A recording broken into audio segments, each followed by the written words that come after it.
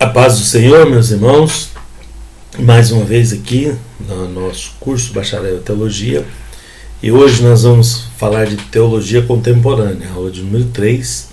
Então, vamos iniciar hoje mais um trecho desse nosso estudo extenso, né? E vamos começar por aqui, que é a Teologia Liberal, página 83, está aqui embaixo do seu material impresso. Teologia liberal e a inerrância da Bíblia. Então, nós vamos tratar basicamente da inerrância da Bíblia, tá? Como a teologia liberal trata o assunto, que é um assunto que é uma doutrina importante no meio evangélico, né? A inerrância da palavra de Deus, a Bíblia como a palavra sem erros, né? Entre aspas, né? Vamos ver os detalhes, ok? Capítulo 2, então, tá?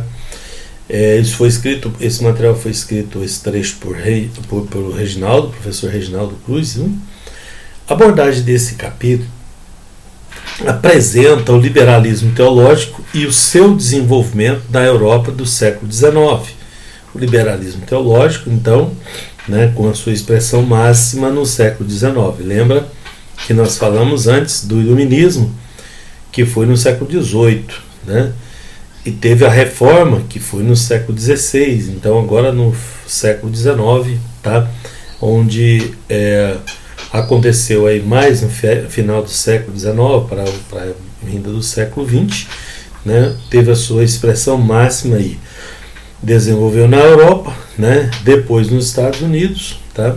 Esse movimento aconteceu em círculos protestantes, né?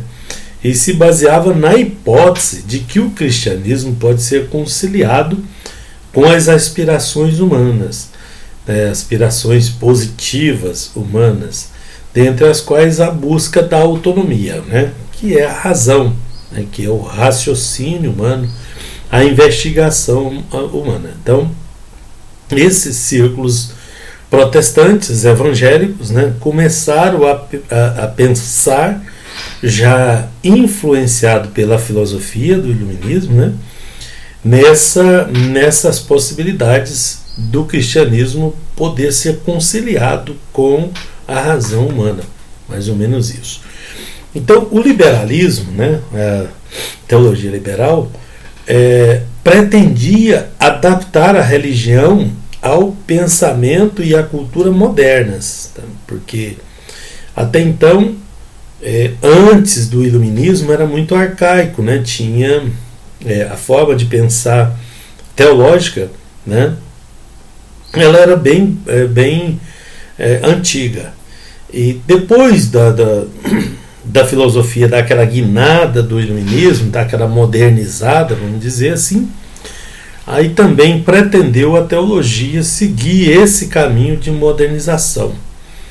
E qualquer semelhança com os nossos dias não é mera coincidência. Tudo foi cópia do que vem acontecendo. Bom, então vamos fazer aqui um comparativo, né? O iluminismo e o liberalismo teológico. O século XVIII ficou marcado pelo iluminismo. O iluminismo é um pensamento, tá?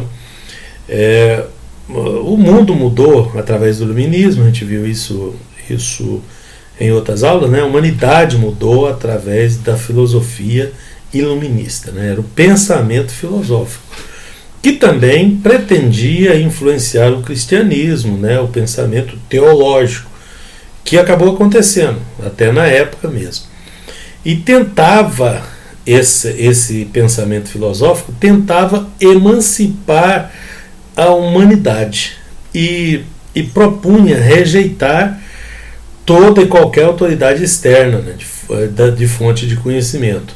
Então a razão humana foi elevada, né, colocada num patamar como se fosse o melhor meio de se chegar a uma compreensão do mundo. Só se poderia ter uma compreensão do mundo se fosse pelo raciocínio humano. Qualquer autoridade externa fora disso deveria ser rejeitada. Essa era uma premissa filosófica. Os pensadores iluministas trouxeram consigo uma suspeita sobre as afirmações de autoridade da Bíblia. Levantou a suspeita dessas afirmações Isso foi muito bem colocado na época, tá? Da igreja, dos credos, de qualquer dogma religioso. Lembra que a gente já falou de dogma? É aquilo que é inegociável, aquilo que se crê.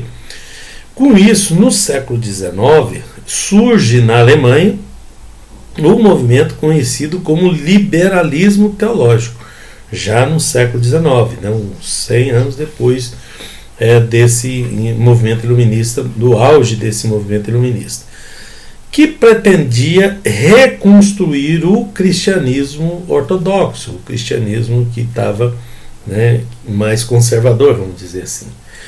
E para isso, os teólogos liberais desenvolveram uma metodologia própria, que se desenvolveu, né, através de um método chamado método histórico crítico, né? Esse era o método de pensamento, um método de avaliação que eles tinham com relação a todas as coisas, na verdade, mas eles usavam isso para avaliação teológica, né?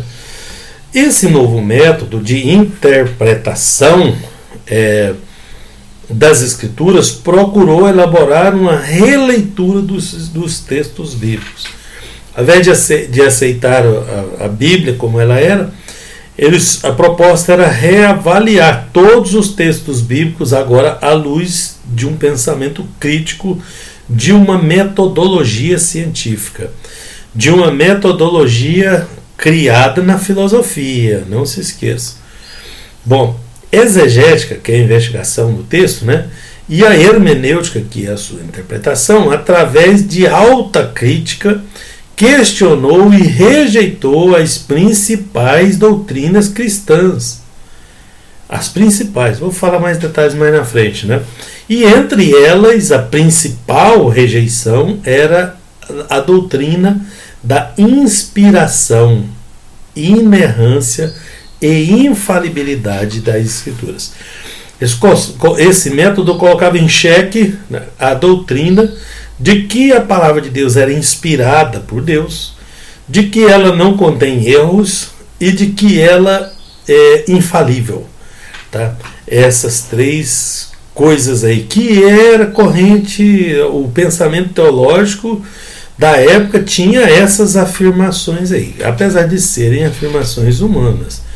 Não é isso.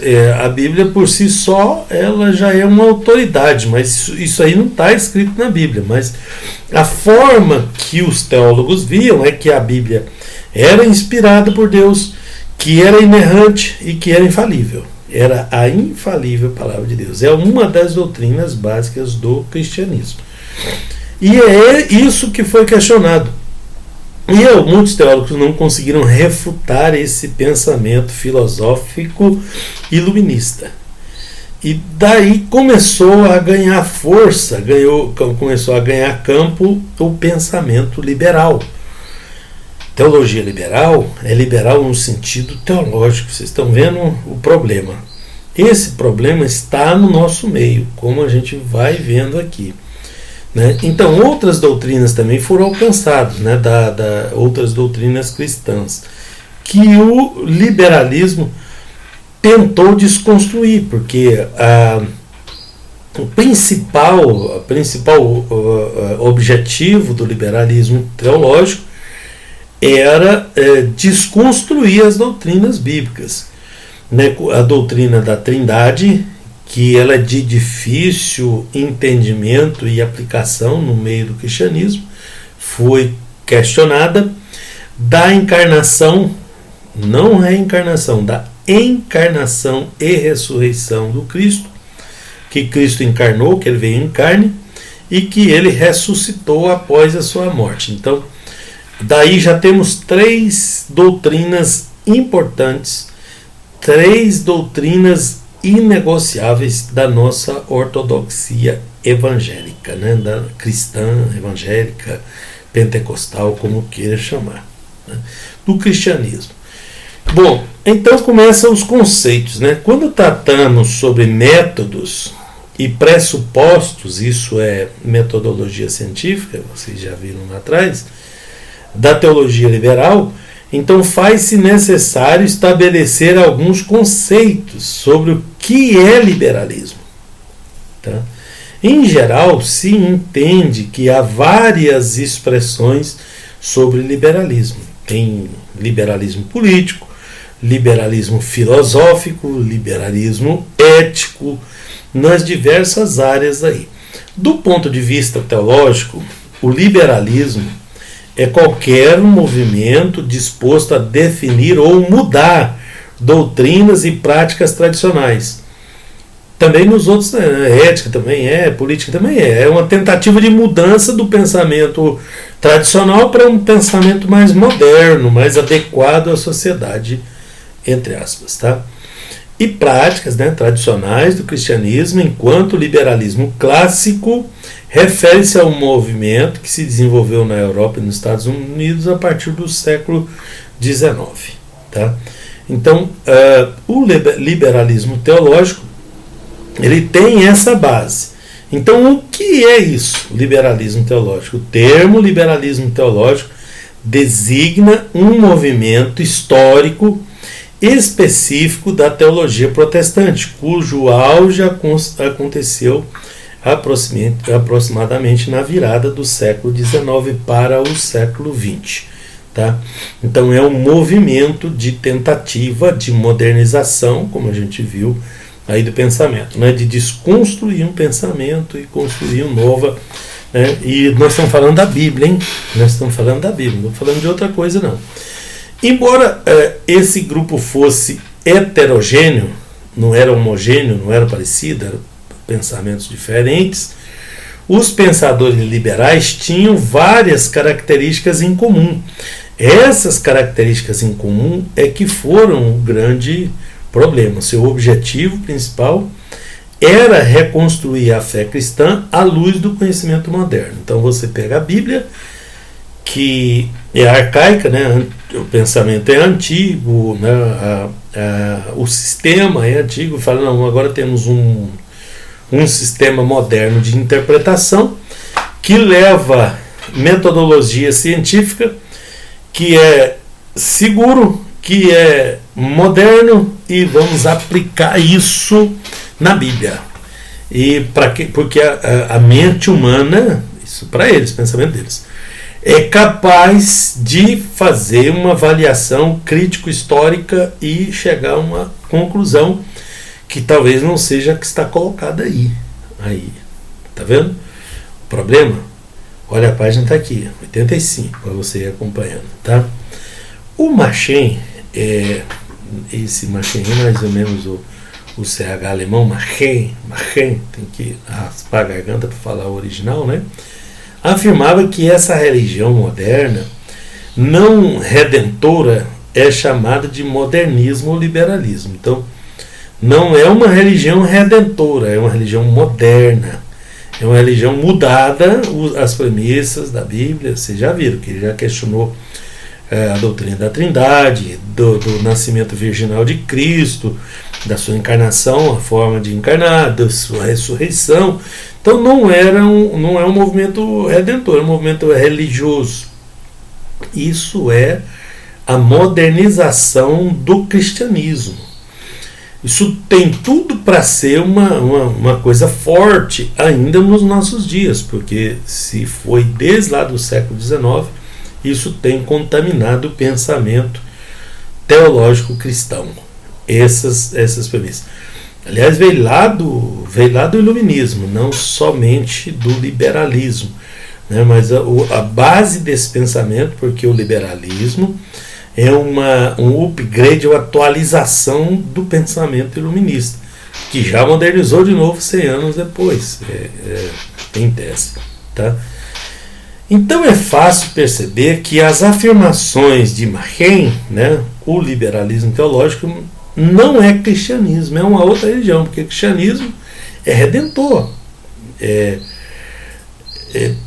ortodoxo, a nossa ortodoxia ela é intrínseca, mas para eles tinha que ser questionado à luz da ciência, porque metodologia científica, método crítico, método de interpretação é ciência. Bom, na época do iluminismo se acreditava que era possível encontrar o caminho para Deus pelo processo do raciocínio. Não só na época. Esse pensamento começou no iluminismo, mas ele ganhou corpo e modificações. Teve outros pensadores que fizeram desse pensamento original, deu uma repaginada nele, tudo, mas tudo dentro dessa linha aí, que é possível encontrar o caminho para Deus através do raciocínio da razão humana e não da revelação, e não, tá? Nessa dinâmica aí, o iluminismo elevou a razão humana, colocou ela num patamar bem alto e conferiu a ela um status de quase divina, porque se ela podia avaliar Deus, então, como é que se chega a Deus, que para eles também, em tese, seria o Criador. Então ela ganhou uma potência, uma força que ela não tem. De acordo com Maia, da outra lição que a gente viu, Ernst e Maia, a teologia liberal tem suas raízes firmadas sobre o desenvolvimento da ciência moderna e pressupostos da filosofia. Então, você juntou as duas bombas aqui e fez uma super bomba. Você pegou os pressupostos da filosofia modernizada e pegou o desenvolvimento da ciência, metodologia científica e pensamento filosófico. Pá! Juntou as duas coisas. E pasmem, isso está no nosso meio hoje, tá? Nos pensamentos, nas crenças, nas igrejas, vocês vão identificar isso a partir do que a gente está vendo aqui, vocês mesmos vão identificar isso no pensamento teológico atual. Bom, mas Maia ainda compreende que o iluminismo é, de certa forma, mais dependente do renascentismo do que da reforma protestante, porque a renascença era o pensamento filosófico, tá? E a reforma era a reforma teológica, e o iluminismo é um filhote filosófico da renascença, tá? Aí chega a era da iluminação, do boom, da modificação do pensamento filosófico. Aí você junta isso com a filosofia, com a metodologia científica, e o desenvolvimento científico corrente. Tá? Então, o iluminismo ele é com base na renascença, no renascentismo, e não na reforma protestante.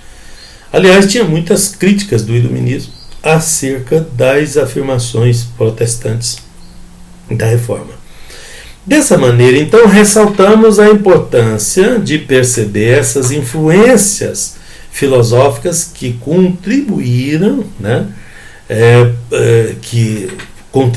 para a filosofia, porque com a Renascença surgiu o ceticismo. O ceticismo é aquele negócio de não crer em nada. O cético é aquele que duvida de tudo, tá? Com relação à Bíblia, com relação ao sobrenatural, com relação à profecia, com relação, tá? Qualquer coisa sobrenatural é desconfiável. Isso será que está no nosso meio até hoje? Filósofos tais como o Descartes, aquele famoso, o Spinoza, Leibniz, tá? Apelavam para a habilidade da razão humana. A razão humana é hábil, botou ela lá, lembra? E a ciência, a razão humana e a ciência, as duas juntas, para compreender os mistérios da vida. Aí os mistérios não explicados, já que a fé é o firme fundamento das coisas que não se veem. Como não se vê e não se entende, aí a razão bloqueia tudo que for sobrenatural, tudo que não for racional, tudo que não for compreensível, tá, em autoridade fora e deve ser rejeitado. Por isso que a ciência rejeita ferrenhamente o pensamento evangélico, porque o pensamento evangélico trabalha com a revelação, trabalha com a autoridade dela por si mesmo ser autorizada por Deus. Bom, a Renascença, antes do Iluminismo, contribuiu para que o novo interesse no homem e em suas capacidades, né, na razão, no raciocínio, propusesse também uma confiança baseada mais na razão, né, do que na revelação. A revelação devia, né, fala mais uma que a outra, não, mas a ideia era extinguir a revelação, né, é a ideia filosófica. Então vocês estão vendo que o pensamento filosófico caminhou junto com a teologia, ele não caminhou independente, ele caminhou criticando, querendo criticar outras áreas, todas as áreas, a política, a ética, todas elas.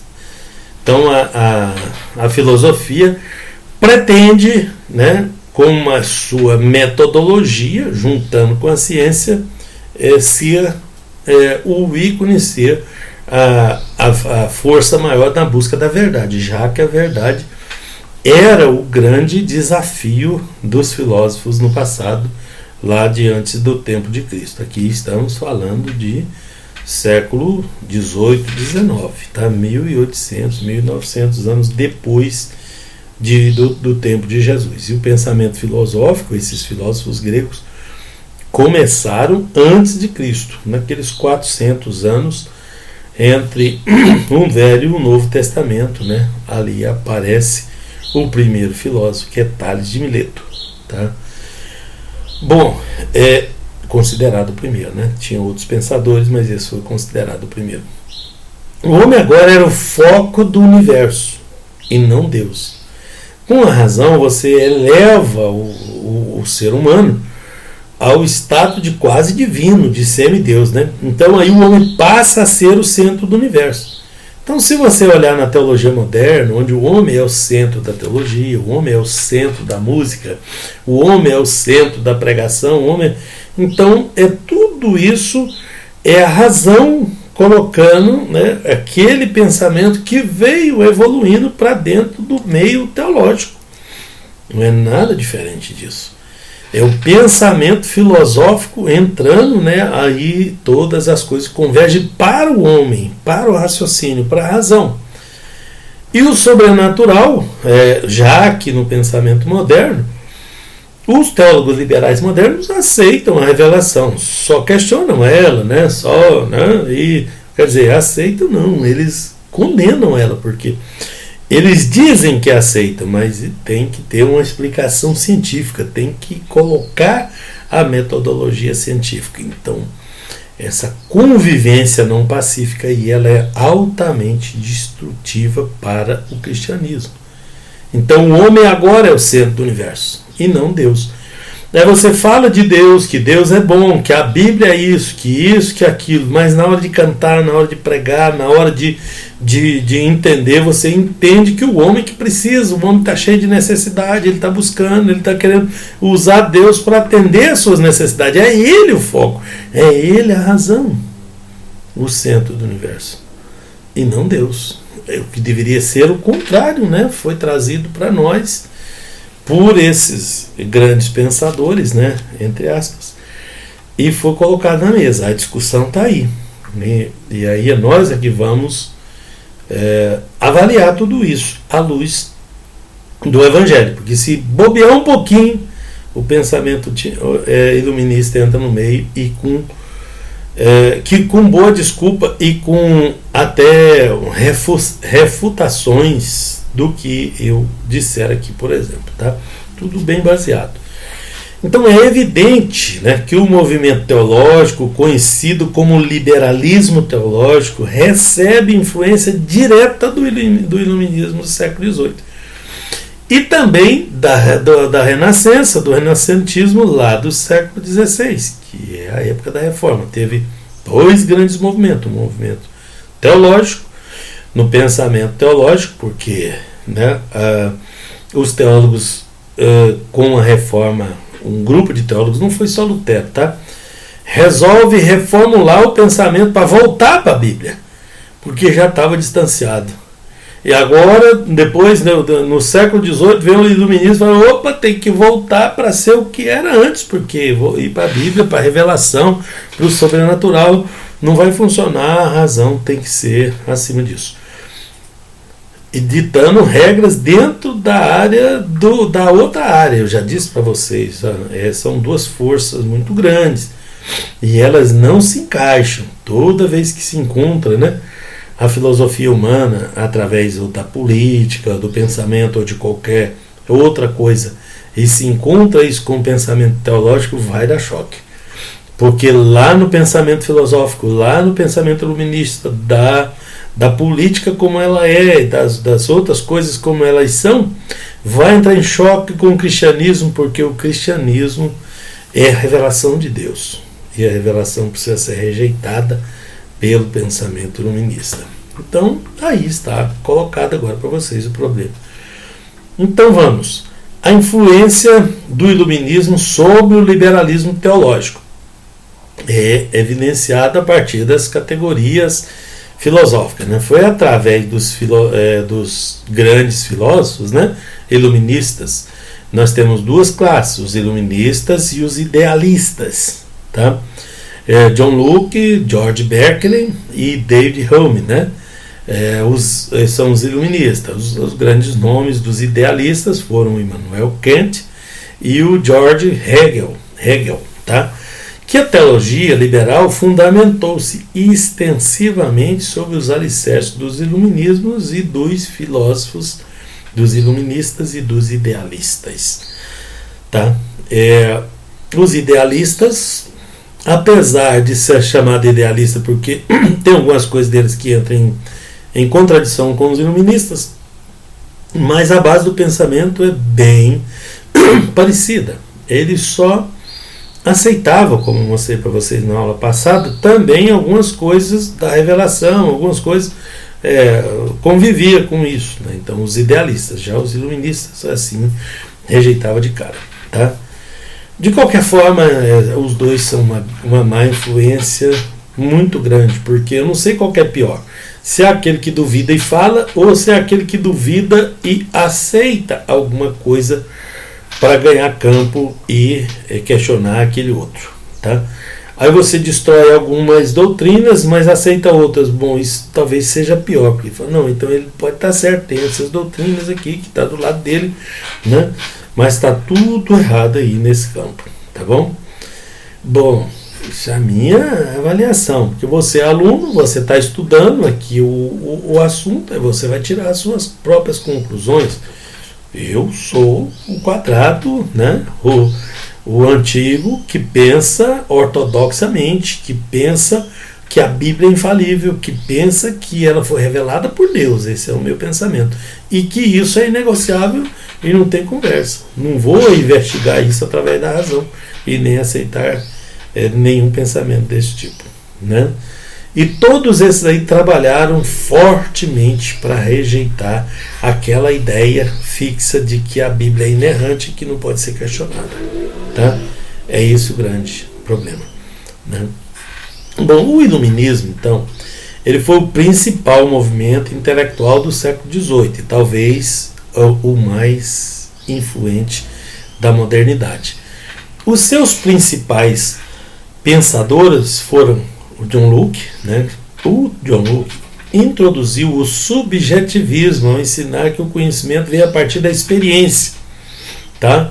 Então, ele base dele é a razão, né? O conhecimento, e o experimento, né, científico é que vai produzir conhecimento em qualquer área, inclusive na Bíblia. Então, rejeita-se, né, a profecia fixa, porque ela precisa ser investigada por eles, né, pela metodologia científica.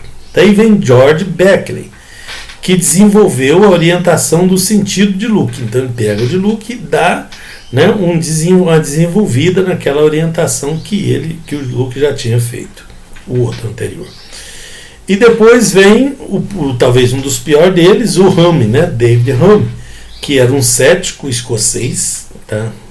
O ceticismo, a gente falou, que levou as ideias de Locke e do Berkeley às suas conclusões lógicas, ao negar realidades espirituais. Eles começaram devagar, tanto o Berkeley como o Locke, mas o Hume não, ele atacava diretamente, ele era um cético e usou as premissas e os escritos de Berkeley e de Locke para fazer as suas conclusões das realidades, negar as realidades espirituais ortodoxas. Tá? Bom, uma das principais premissas do idealismo, que é aquele outro grupo dos dois lá, indica que a realidade não está no campo físico, e sim na mente. E atrás de toda a realidade está uma mente divina, movendo o mundo para o bem, segundo eles, né? O Kant, que é um dos idealistas, exerceu grande influência sobre o liberalismo teológico, tá? Sendo considerado o seu fundador teorético, né, da teoria. A teoria do liberalismo teológico vem do pensamento kantiano. Tá? Kant argumentava que o conceito de alguém sobre Deus deve vir sobre a razão. Então ele aceitava Deus, ele aceitava algumas coisas de Deus, mas que isso deveria...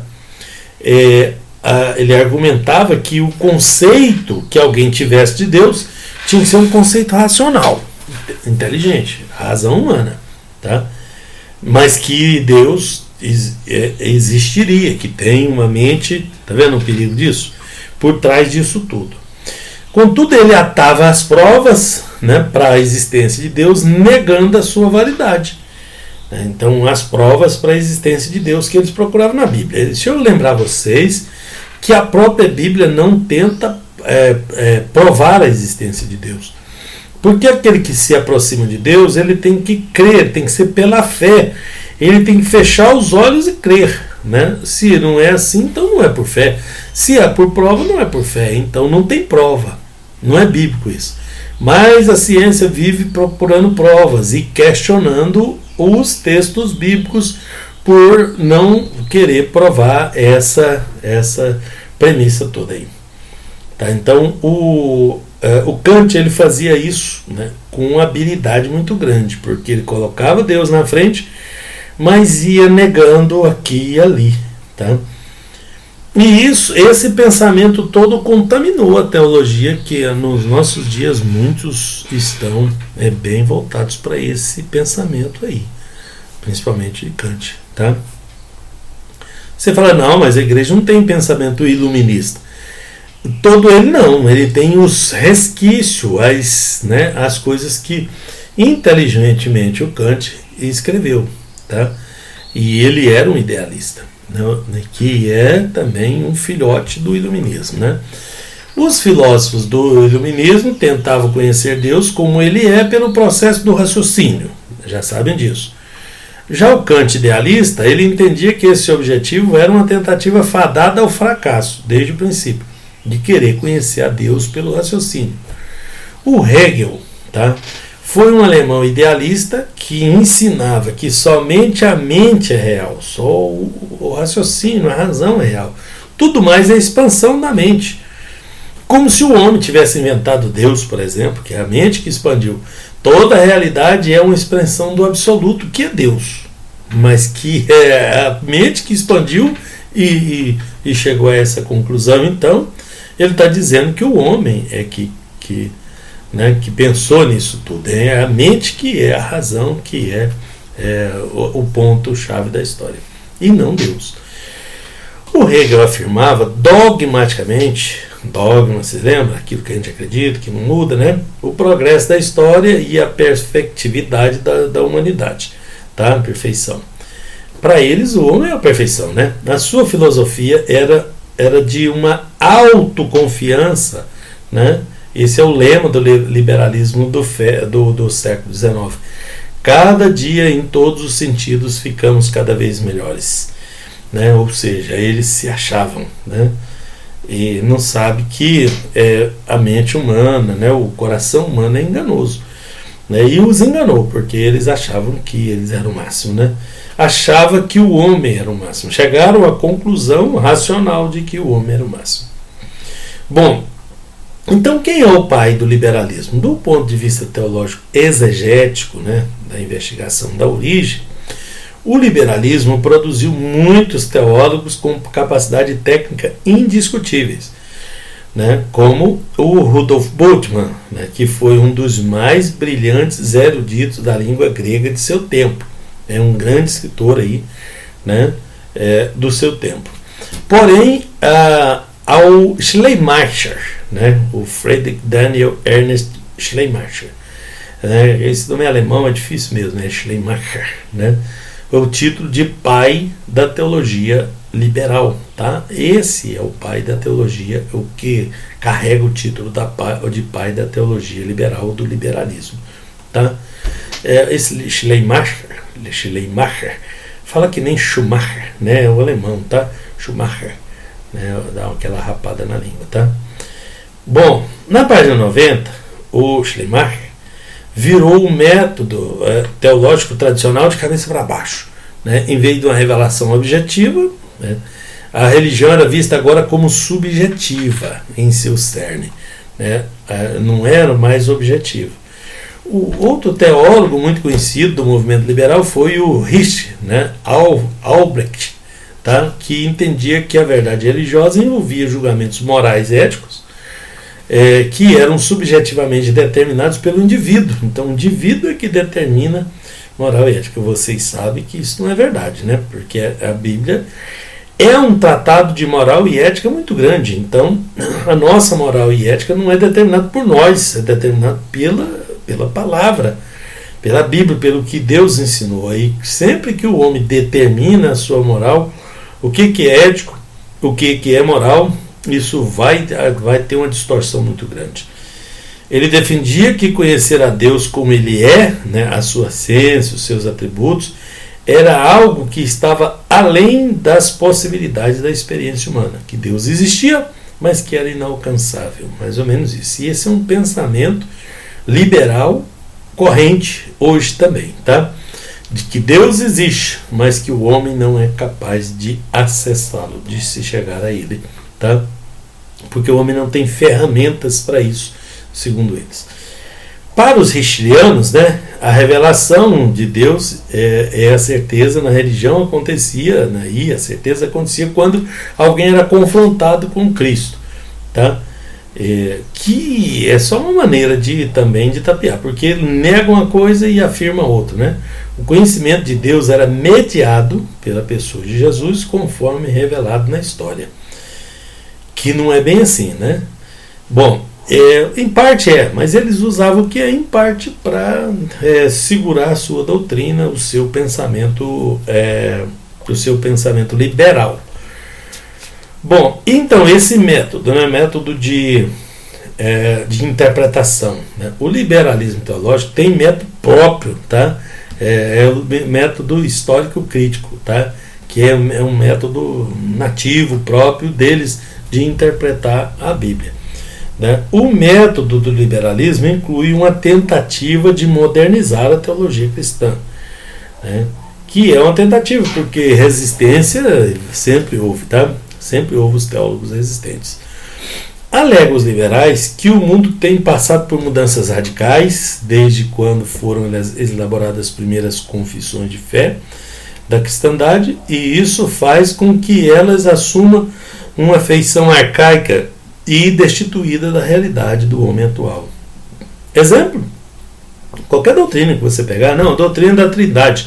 Não, mas isso está arcaico, esses textos foram escritos há muito tempo, e fazendo uma investigação mais moderna, a gente vê que isso aqui está fora da realidade de hoje. É mais ou menos isso que eles fazem, tá? Pega a doutrina, desconstrói ela, tá? Bom, o método histórico crítico se recusa a aceitar a fé religiosa só com base na autoridade, daquilo que eu já tinha falado para vocês. Então esse método é metodologia científica, e metodologia científica não combina com revelação de fé. Não combinando com revelação de fé, então não aceita, né, se recusa a aceitar a fé, né, com base na autoridade. Autoridade da Bíblia, autoridade da palavra. A ordem afirma que, em vez disso, o liberalismo insiste em que todas as crenças devem ser submetidas à verificação da razão e do experimento, da experiência científica. Porque a mente humana é capaz de avaliar os pensamentos vindos de Deus. Olha a ideia do ordem. Tá? É avaliar as coisas que vêm de Deus pela mente humana, pela razão humana. Questionar e e refazer se for o caso. Tá? Então isso é pegar a Bíblia e jogar no lixo, né? Porque vai, né, cortar todos os textos bíblicos ali e modernizar ele. Talvez haja uma igreja assim, uma igreja utópica no futuro, né? O anticristo, sei lá, estou pensando aqui alto, né? Que vai pegar a ciência, vai juntar com a teologia e vai produzir uma teologia perfeita para o homem, onde a razão vai imperar e não a autoridade da Bíblia, tá? Onde a fé não vai estar presente.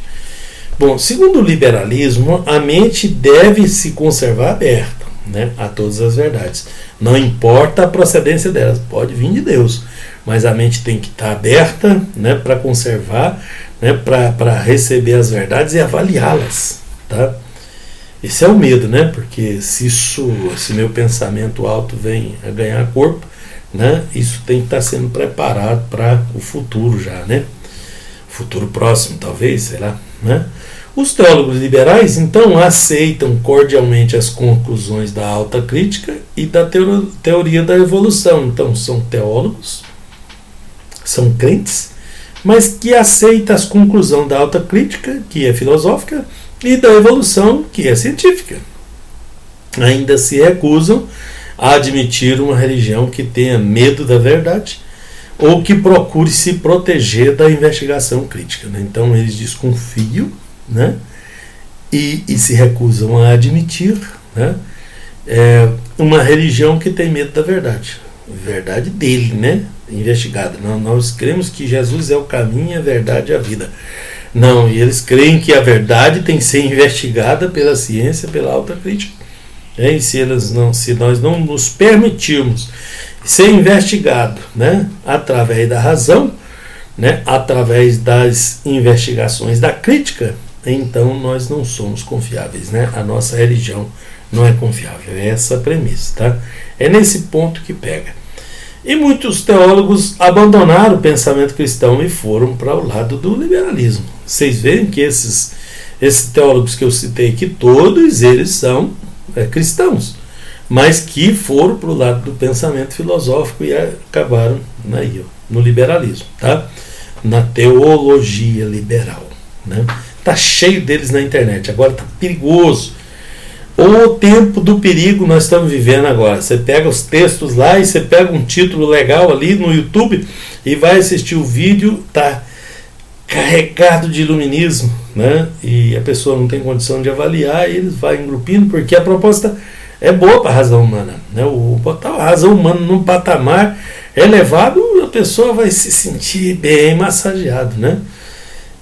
É o contrário da autoridade de Deus, que fala que, né, Deus sobre todas as coisas, e a gente tem que se submeter a isso. E o homem, com esse pensamento de liberdade, de autonomia que nós vivemos no nosso tempo, isso é um perigo muito grande, né? É um perigo muito grande.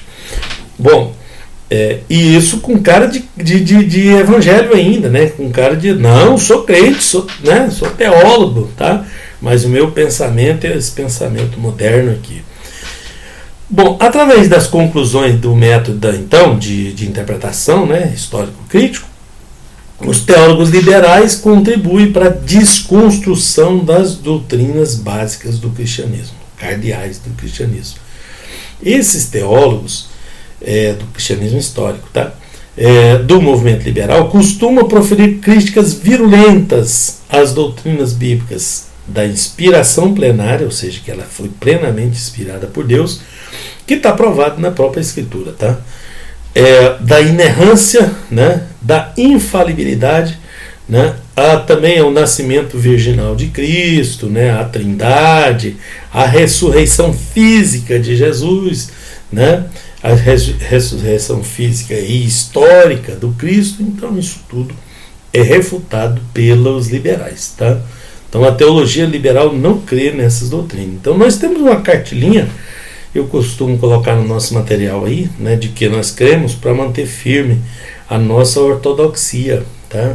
Com pensamento de talvez os meus alunos se encontrar com pensamentos iluministas pela frente da teologia liberal, e que isso poderia lhes prejudicar o entendimento de uma forma talvez irreversível, como foi desses teólogos liberais que deixaram esse legado aí, tá? Talvez a doutrina cristã mais criticada pelo liberalismo seja a inerrância da Bíblia. Se ataca nesse, a Bíblia tem erro, aí você abre possibilidade de questionar os outros. Se você não questiona isso primeiro, a inerrância da Bíblia, bom, é a inerrância da Bíblia. Então, como se questiona o outro se não tem erro nela? Entendeu?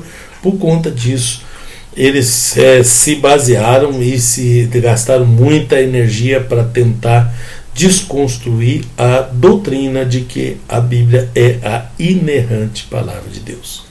Bom, quanto a isso, eu vou dar uma pinceladinha para vocês.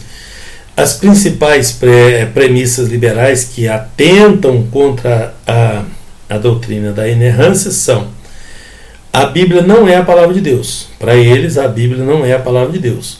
Tá?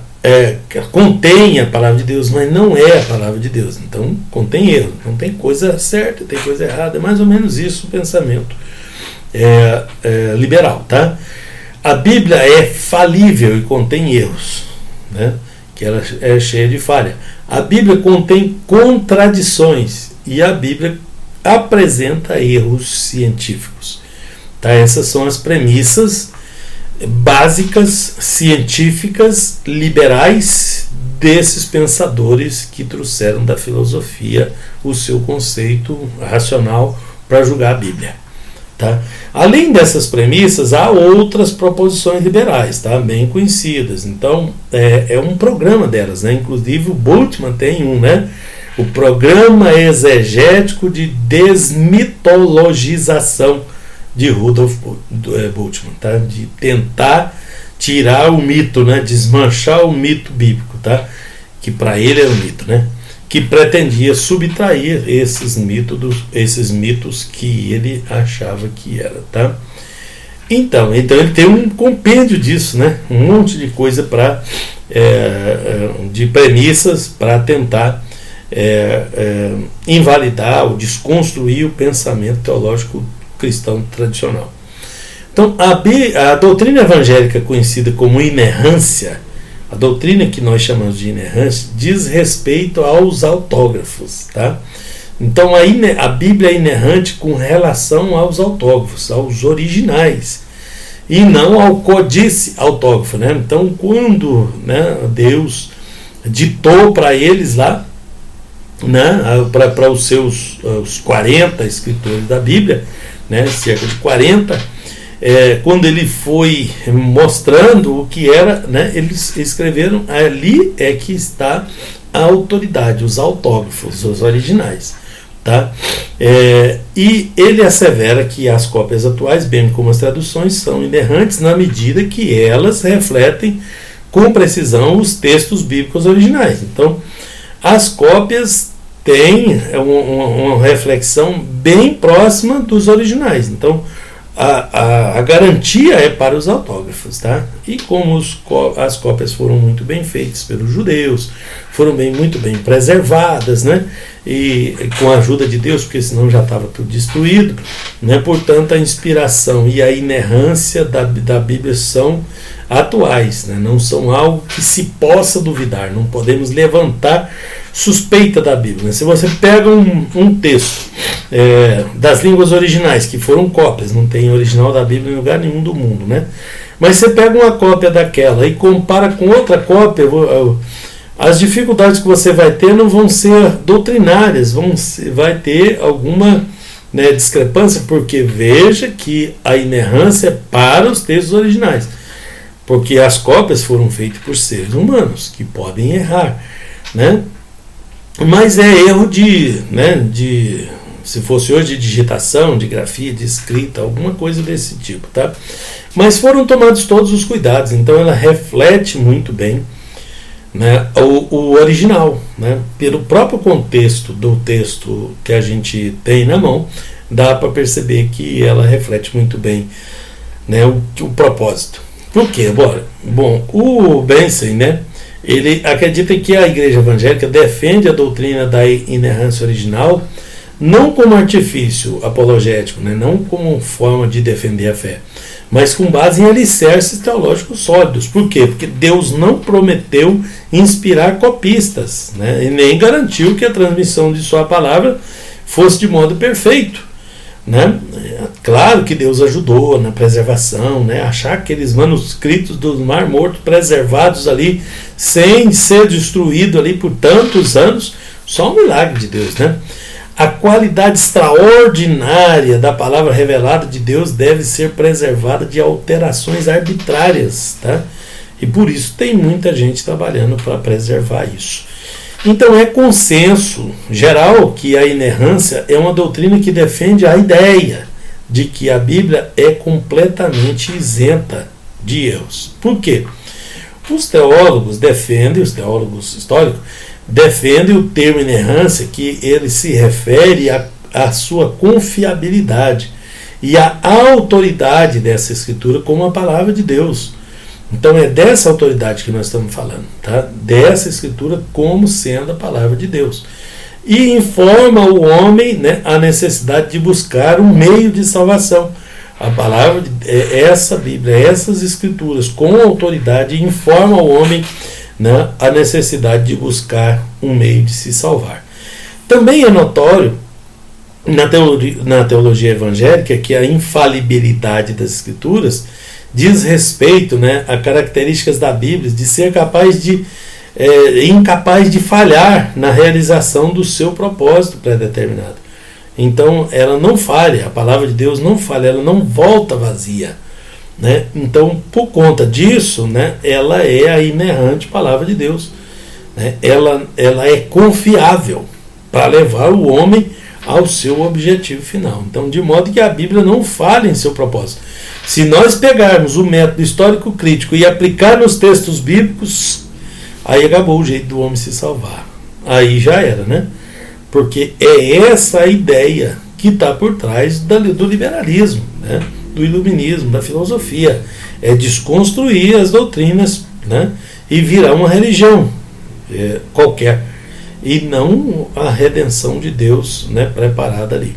Então, de modo que a Bíblia não falha no seu propósito. Tá? O seu propósito de revelar Deus e o seu caminho para salvar o homem, para salvar o pecador perdido.